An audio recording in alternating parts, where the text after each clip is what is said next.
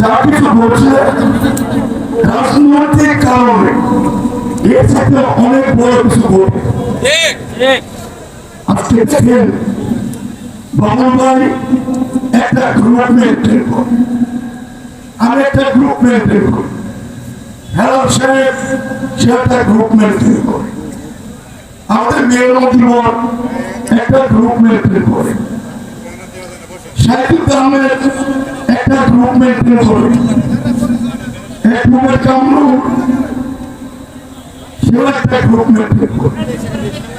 আজকে আমরা কিন্তু কেউ কোন লোভে কোন স্বার্থে আমরা কিন্তু এক হই নাই।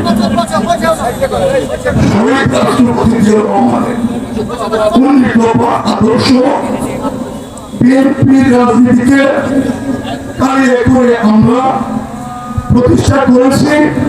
সেই রাজনীতিকে টিকে রাখার জন্য আমরা যারা দীর্ঘদিন লড়াই সংগ্রাম করে জেল জুলুম মামলা নানান অত্যাচারে নির্যাতিত আমরা কিন্তু আজকে একত্র হয়ে গেছি। এটা নাম ঐক্য। এই ঐক্যের বিরুদ্ধে যদি কারো কোনো বক্তব্য থাকে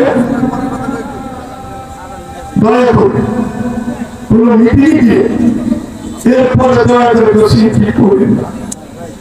বক্তব্য থাকে পুরানো বলবেন,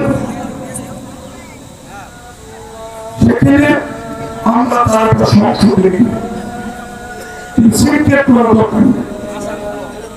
আজকে আমি আর বক্তব্য বলতে যাবো না।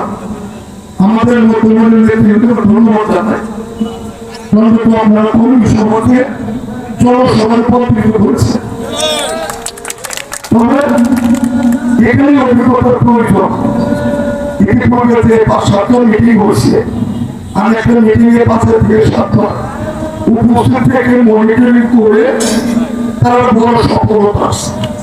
আজকের মঞ্চ এখানে না করে দক্ষিণ পাশে করে সামনে ৫০০ চেয়ার দিলে এই উপস্থাপকের পিছনে না দাঁড়িয়ে থাকলে একবারে ছোট থেকে না দিয়ে ছেলেরা বক্তব্য দিয়ে আজকের সভাটা আরো ভালো সুন্দর হতো।